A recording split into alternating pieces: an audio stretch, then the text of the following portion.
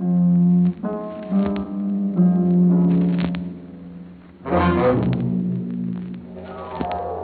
Columbia Broadcasting System presents Yours truly, Johnny Dollar.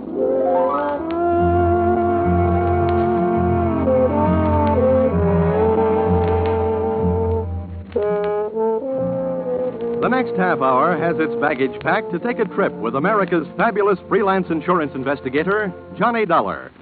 At insurance investigation, he is just an expert. At making out his expense account, he is an absolute genius.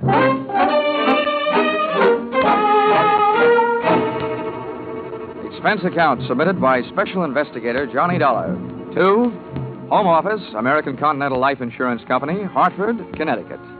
The following is an accounting of my expenditures fulfilling your assignment as a bodyguard, the body being that of your late policyholder, Robert W. Perry.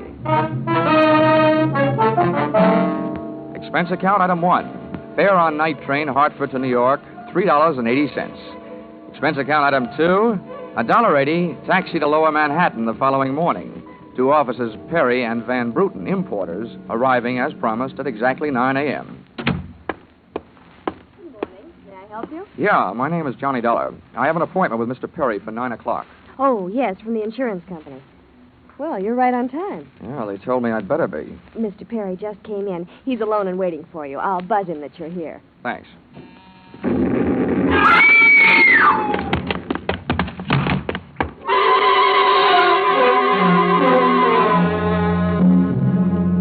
What was left of your policyholder, Mr. Perry, was just sliding out of his swivel chair as I hit the room. The top of his desk had erupted, and splinters of mahogany pointed their sharp fingers upward through lazy circles of smoke swirling toward the ceiling. The buzzer from his secretary's desk had been rigged to a booby trap. Oh, no, Mr. Perry. Stay away from him. There's nothing you can do for him. He's dead. Oh, what happened? What happened? Whatever happened? Come on, let's get back out of here. Here you are now. Sit down. I'll get you a drink of water.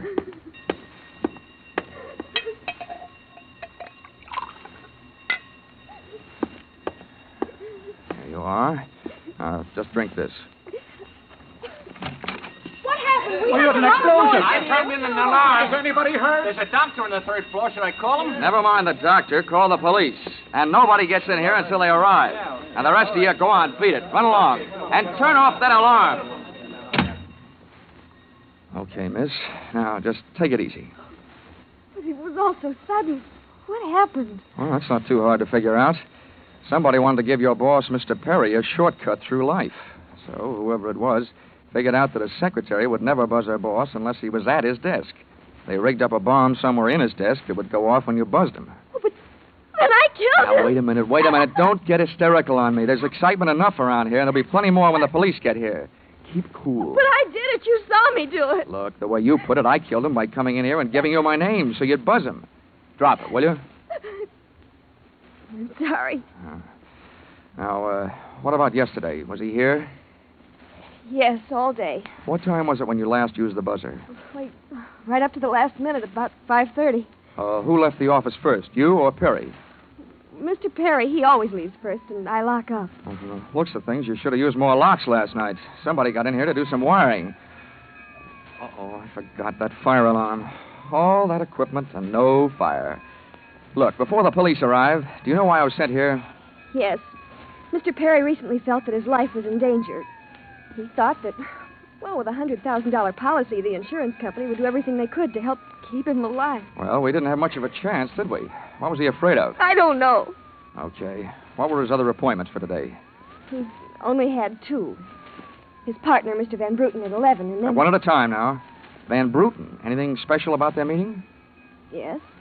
Mr. Van Bruten arrived just yesterday from Holland. You mean there was a branch of this firm in Holland? Yes, and Mr. Perry was buying out Van Bruten's interest. They had their final meeting at Van Bruten's hotel last night. Oh? And Van Bruten was coming by this morning to pick up his money. Cash? No, a cashier's check. The bank is to deliver it here at 10:30. Now, quick. Perry's other appointment. Who was that? Christine, his wife. Oh, yeah. Now Christine, the beneficiary. Yes, but she wouldn't have been the beneficiary in another 2 weeks. They were getting a divorce. Thanks for the motive. You don't like her? I I didn't mean it that way. How about Perry? Did you like him? Okay, well, here's an easy one. What's your name? Susan Gates. Now, isn't that about enough? Okay, Susan, you'd better save your voice. During the next few hours, you're going to have a lot of talking to do. Oh, here come the firemen, and we haven't even got a child to ask them to save. Where's the fire? I'm looking for a fire. Just stick around. When the cops get here, somebody will get burned.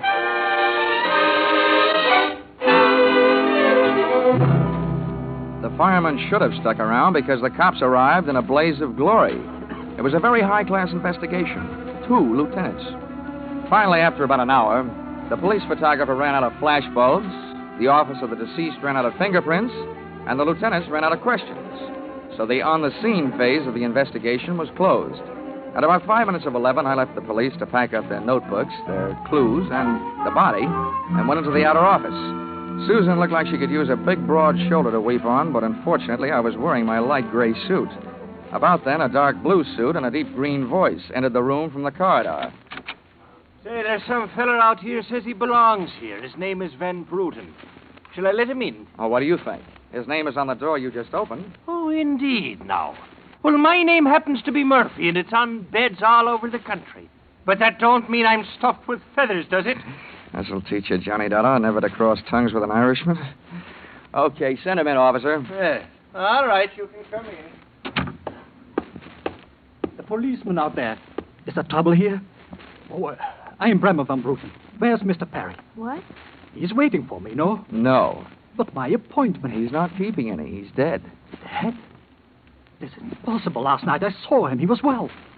What happened? He was hit by a buzz bomb. The bus bomb? Please. Oh, sorry. I forgot other people aren't used to these things. You mean that was foul play? Very foul. Please, may I sit down? My first visit in all these years, since before the war. It was to be so happy. Now, tragedy like this. He was a good man, a good partner. I understand that as of last night, you were no longer partners. Yeah, I'm glad you mentioned that. I realize, of course, that it is indelicate to speak of such things as money at a time like this. But that is why I'm here, to receive my payment. Oh, just because Perry got his, there's no reason for you not getting yours, huh? But you misunderstand me. I am deeply grieved. Since the transaction was consummated, what is there to do? A delay would be a needless waste of money. I have already paid for passage back to Amsterdam tomorrow. Your check is here, Mr. Van Bruten. Here you are. Thank you. In all my years of business, this is indeed the saddest moment. Yeah, those are very kind words, Van Bruten, and I'd believe them if your eyes would stop counting all the zeros on that check. Expense account, item 3, 90 cents. Phone call to your company. American Continental Life Insurance Company, good morning. Oh, well, that's a matter of opinion. This is Johnny Dollar. Put me through to Mr. Gordon, will you? Yes, sir. Mr. Gordon's office. Look, honey, this is Johnny Dollar. I want to speak to Gordon. Oh, and while I'm telling him what I've got to tell him, maybe you'd better sit in his lap with some smelling salts. I'm not that type of a secretary. And besides, he doesn't have a lap. Hello, Dollar. How are you making out? I owed about $100,000. What's that? Yeah, somebody turned Mr. Perry into a firecracker. He's dead. Oh, that's bad news. It's a big policy, you know. Yeah. Look, what I want to know is, shall I stay on the case? Oh, certainly, Dollar. Certainly, by all means. By the way, is there a chance of proving suicide? There's a non-payment clause. To make this one a suicide, there'd have to be a Santa clause. Nobody could hate himself enough to do it this way. Well, what are the fraud possibilities? Only fair. There's an estranged wife. She's the beneficiary, but she wouldn't have been in a couple of weeks. Divorce coming up. I'll start with her. All right, Dollar. Good luck. But watch those expenses. Why, Gordon, I'm surprised. I think an insurance man would be the first to want to see a fellow live a little. Expense account, item 3. Cab fare, $2.80. Tip to driver, $1. Christine Perry's apartment was on Sutton Place, overlooking the river. And from what the doorman told me, all of the proprieties. I took the elevator up to the 24th floor, and there I discovered that our garden fresh widow was living high in more ways than one. Everything about the place was French. the maid that led me into the living room, the decor, and the perfume, which reminded you that breathing can be fun. I looked up from enjoying my nose to see Mrs. Perry looking down hers. Mr. Dollar, Oh, Mrs. Perry. I believe we can dispense with any getting acquainted. You're an insurance investigator, interested in the death of my husband. So naturally, you're here because you've jumped to the conclusion that I killed him. Oh? You're the one that's jumping to conclusions, lady. Then what do you want? The policy's in order, the premiums are fully paid. I'm not quite sure. I know that you've got a great motive. So far, the only motive I've found. You haven't had much time to look, have you? Check. This is my first stop. Maybe you can help me. Do you know anyone who would be happier with your husband out of the way? I know very little about my husband's friends, or for that matter, his activities for the past 6 months. That's when I left him. Uh-huh. Well, that's not much help for either of us. Well, without someone else to suspect, I may just have to concentrate on you. Mr. Dollar, I picked the men I want to concentrate on me. Well, I hope you're as long on alibis as you are short on your temper. Where were you last night? With a friend, Al Donovan. For a while, the same place my husband was. And I've witnesses to prove who was with him. Anybody at the Club Caprice can tell you. Well, save me a trip. I can't afford the prices they get there. Certainly, pleasure. My husband was with his beautiful little secretary, Susan Gates. Well, I wouldn't be more surprised if your late husband walked through the door and said that... All right, mister, that's enough. Al! Yeah. How much did you I'm hear? a big guy, baby. 6'4", and I've got big ears to match. Al, please! Would this be Mr. Donovan, your companion of last evening? I'm getting you out of here, Christine. Al, you don't know what you're saying! You lie to me. How can I help you if you lie to me? You call me stupid. The way you're playing this, you'll alibi yourself right into a cell.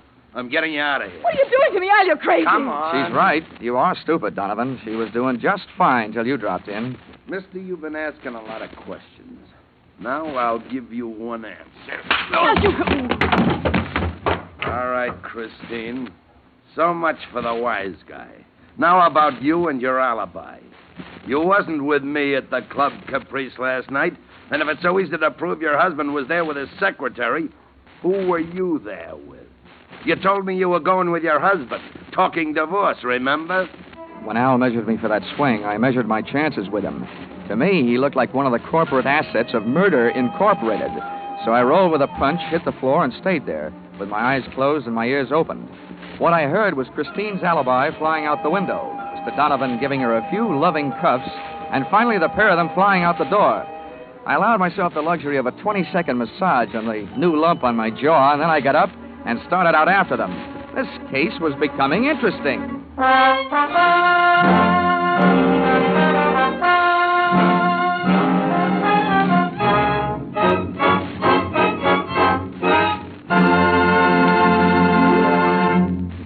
In just a moment, we'll return to the second act of Yours Truly, Johnny Dollar. But first, this important message. $60 million is what the Red Cross needs to carry on its great work in 1949. If this seems like a lot, just try to review briefly the various activities of the Red Cross. It can't be done briefly. Red Cross services extend into every area of our lives, bringing care, comfort, and recreation to the men in the armed forces, bringing first aid training, nutritional programs, nursing services, blood banks to our own communities. And all the time, as these activities go on uninterrupted, the Red Cross is holding itself ready to spring into instant action in case of disaster. Fire, flood, explosion, any sort of catastrophe finds the Red Cross on the scene with food, clothing, and medical care. $60 million isn't so much in the light of such activity. We can make it with each of us contributing. We're giving to our own safety, security, and peace of mind, and to our neighbors, too. So let's give generously to our own Red Cross. And now back to the second act of Yours Truly, Johnny Dollar.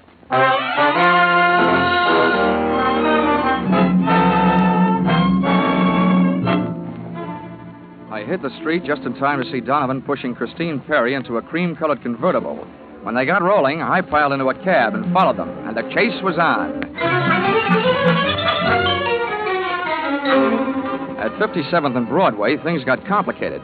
My cab was 3 cars behind theirs when a red light flashed them to a stop.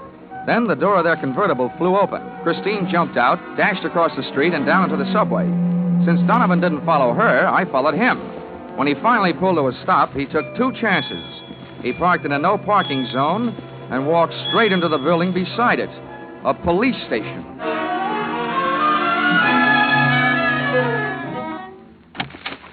This is Mr. Dollar, Lieutenant. He's been waiting for you for some time. Huh? Well, you can wait outside, Sergeant. Okay, sir. My name is Johnny Dollar, Lieutenant. Here are my credentials. Insurance, huh? Yeah, the Perry murder in particular. Well, you've come to the right place, Dollar. A man named Donovan just walked in here and made a full confession. He what? That's right. My clerk's just typing it up. In the meantime, the gentleman is down in the tank having a bite of lunch on the city. He confessed. Does his story add up? As far as I know. I haven't heard too much about the case myself. It's not in my precinct. What did he use for a motive? Jealousy. Says he's in love. Wanted to marry Perry's wife. Did he say how he managed it? Yeah. He stole a key to the office from the wife's apartment, entered the building last night, and wired a bomb to the buzzer system. Uh-huh. Well, guys do a lot of strange things in the name of love. Yeah, looks like Donovan did. Yeah. He either killed a man, or he's trying to cover up for someone who did. Now, listen, don't execute him for a couple of days. Huh, Lieutenant?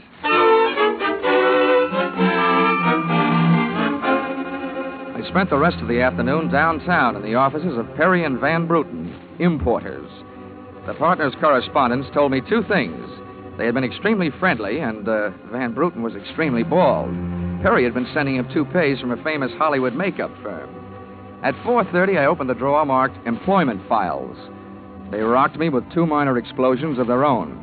The folder marked Donovan Albert J. told me that he'd been employed as Perry's bodyguard over a period of years and that he was canned the day before the murder. Before I received blast number 2 from the folder of Perry's secretary, Susan Gates, the office door opened behind me. Well, Mr. Dollar, you're supplied with a search warrant, I hope? Just the one I was born with, Mrs. Perry. The kind they say kills cats. You know, curiosity. What are you looking for? I found it. How about you? What are you doing here? Oh, I'm tired of dueling with you. I'm here because I want to... Well, I've got to talk to someone. I called your hotel. You went there. I tried to locate Susan, but I couldn't, so... I thought maybe you'd be down here. What's the basis of our sudden friendship? You should know. Al Donovan's confession. The newspapers have it already? Yes, but there's not a word of truth in it. He didn't kill my husband. How do you know that? Because... What? Why, it's impossible, that's all. Yeah, it was a little hard for me to swallow, too, when the police told me about it. But since then, it's become a little more digestible. What do you mean? I just learned that he was your husband's bodyguard. He was fired yesterday. That same day, your husband calls his insurance company screaming for another bodyguard. Now, how would that add up for you? A beef, maybe? Al Donovan's a fool. Never thinks. He just rushes in and says or does whatever's on his mind. He told my husband if he didn't divorce me that... Well, he threatened him. You know, you came in here saying that Donovan's confession was no good, and you spend your time making it sound better and better. What do you want, anyway? I can't help it. I've got to tell you the truth. I know it doesn't sound like I'm trying to help Al, but what can I do? You really want me to answer that? Here. If you want to help Al, phone the police. Tell them Donovan made that phony confession to cover up for you. It's simple. Not as simple as that. You don't need the gun, Christine. Hang up the phone. Sure. I hope you don't mind my aversion to being held for murder myself. Well, that's a common aversion. I'm in no hurry to see you behind bars.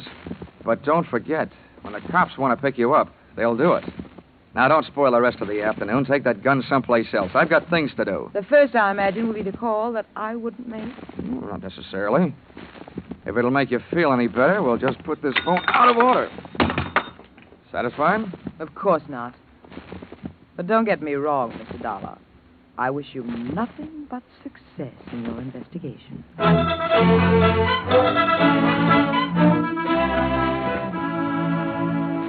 I puzzled over that exit line for a few seconds after she'd gone, and then I went back to the company's employment file, namely the application for employment as secretary of Susan Gates. It informed me that during the war she had worked in a munitions plant. Her specialty? Wiring bomb fuses. When Miss Susan Gates reached home at 8:30 that evening, she found a visitor. Me.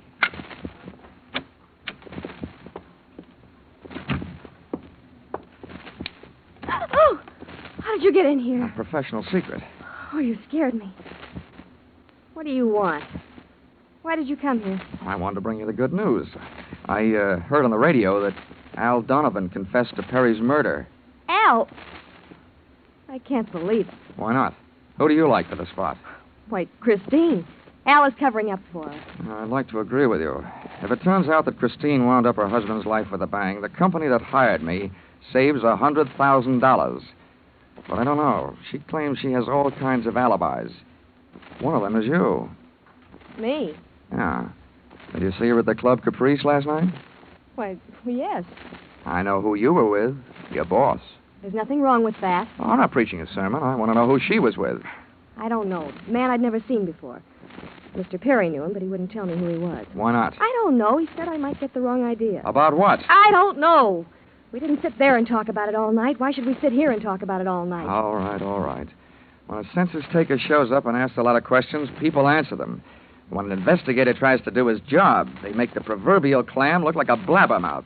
Look, Mr. Dollar, believe me, this has been a greater shock to me than to anyone else. Excepting, of course, your late employer, Mr. Perry. How long did you work for him? 4 years. And where'd you work before then? Why, Oh. Let me help you. Bombs, wiring fuses. Remember? All right, I remember. Good. Then maybe you'll remember a little bit more. Let's go back to last night. The guy with Christine Perry. Who was he? I tell you, I don't know. Was it Van Bruten? I don't know. You don't know? No, I mean... I'll get that. No, I'll go. You make sure you just don't keep going. Susan! When Susan snapped the spring lock to open the door, the gun outside opened up. The first slug caught her in the left shoulder, spinning her out of the way of the rest of them. It was getting monotonous. Every time a buzzer went off, things started booming. Susan was sprawled out on the floor in front of the door, and to open it, I had to move her. By the time I did, the hallway outside was empty. Okay. Come on, take it easy. It won't start hurting for a couple of minutes. And we'll have a doctor here by then. He'll give you something.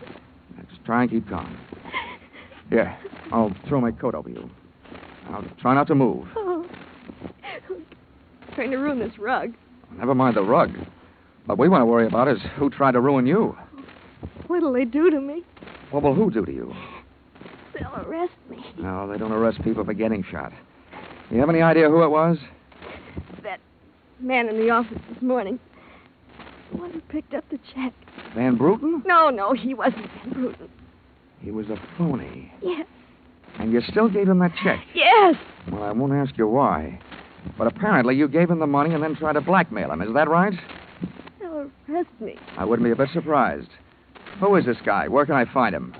Oh, Come on, now don't pass out on me now. His name, quick. Van Sant. Where's he live? Nelson Hotel. Under his own name? Oh, I don't. I don't blame you.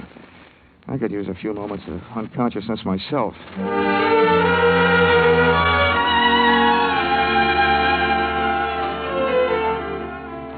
The Nelson Hotel didn't have a Dutch name on the register, so I got a hold of the housekeeper and found out how many rooms her staff hadn't been able to make up all day because of Do Not Disturb signs on their doors. I went a-calling at these particular rooms. On the 9th floor, I awakened one old maid. On the 7th, I startled a bunch of poker players who thought they were being raided. On the 5th, I blushed my way out of the bridal suite. And on the 4th, I struck the door of 427. And the jackpot. Who's there? Don't you see the sign? I do not wish to be disturbed. Oh, sorry, I must have the wrong room. I started up the hall after the fire axe, but when I got to it, I changed my mind. One of the few things I'd learned about this guy Van Sant was that he loved to murder people through doors, so I decided against trying to chop his down.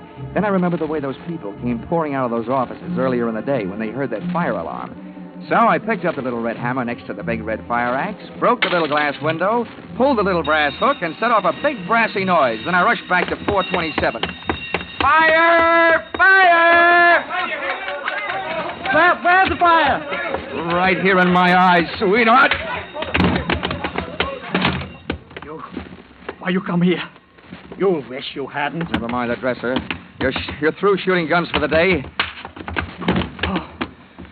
What do you think, Van Sant? You want to try some more? You cannot make me stay here. The fire. We will all die. You look good barbecued, but I'll make a deal with you. You talk. And if I like what I hear, I'll show you how to get out of here alive. How do I know this? Well, you don't think I'm going to stay here and fry, do you? And if you don't start flapping that tongue in a hurry, I'll probably just tie you to a chair and run. First, where's Van Bruten? You will find him in the bedroom. He better be alive. He's out cold. What's the matter with him? He will be all right. He is on the sedatives. Where did this identity switch start? You better hurry up. I smell smoke. I knew Van Bruten in Amsterdam. I knew about the sale of his interest. And I knew that the girl in the office here had never seen Van Bruten. Well, let's go now. Don't get up. I can feel it getting warm in here. The firefighters. We will be saved. Now, don't be too sure. They always start at the top floor and work their way down. Come on, I can hear those flames crackling. You know the rest. Last night, when the transaction was all finished with Barry, I gave to Van Bruten some sedative and his cocoa. You set up that bomb so Perry'd get it before you showed up to pick up the check. Yeah, I told you that. Then it happened that girl didn't know I was an imposter. I don't know how. Well, let me tell you. She's been sending old Van Bruten in there toupees for the last 4 years. Gray ones, my red-headed friend. Oh, yeah. Let us get out of here, no? Yeah, out cold.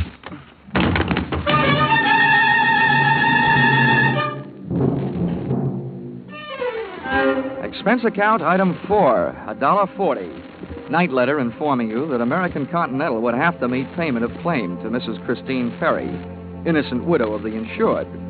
The only thing she was guilty of was trying to stay on the right side of a hot-tempered boyfriend. She lied about who she was with at the Club Caprice, not to fix herself an alibi, but to keep Al Donovan from learning that she'd been out with another guy.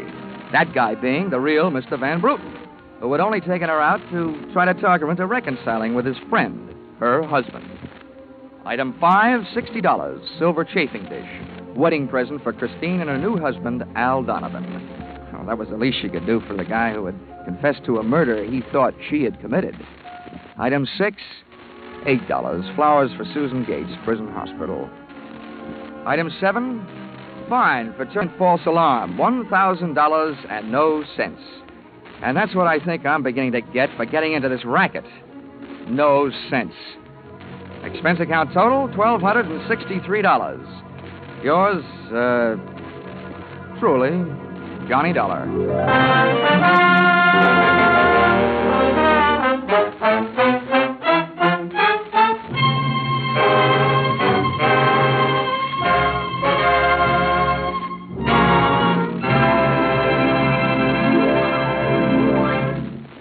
In just a moment, we'll tell you about next week's Johnny Dollar adventure. But first, this reminder. Just a little earlier tonight on CBS, Jack Benny turned dramatic actor on the Ford Theater. But this Sunday, he'll be back again on his own show with a special treat for the Jack Benny fans. After the last broadcast on which the Ronald Colmans appeared, thousands of letters came in from fans asking that Jack invite Ronnie and Benita back again soon. The Waukegan Wit did, and Ronnie and Benita, by popular demand, returned to the Jack Benny program this Sunday in what should result in one of the most hilarious broadcasts of the year. So be sure to listen to Mr. and Mrs. Ronald Colman on the Jack Benny Show, which is heard on all CBS stations this Sunday.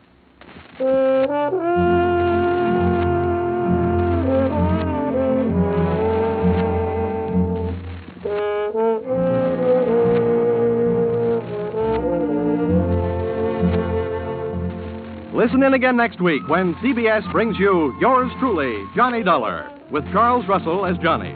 Yours Truly, Johnny Dollar is written by Paul Dudley and Gil Dowd, with music by Mark Warno, and is produced and directed by Richard Sanville for CBS, the Columbia Broadcasting System.